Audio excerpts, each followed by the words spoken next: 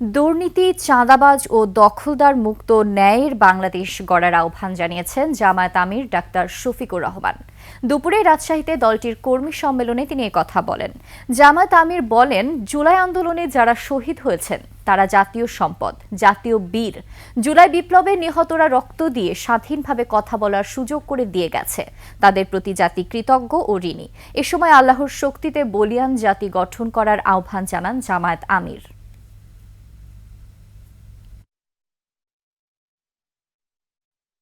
মাঠের অলরাউন্ডার আমি, আর ঘরের allrounder Tylox. Tylox toilet cleaner, clean মানেই টাইলক্স।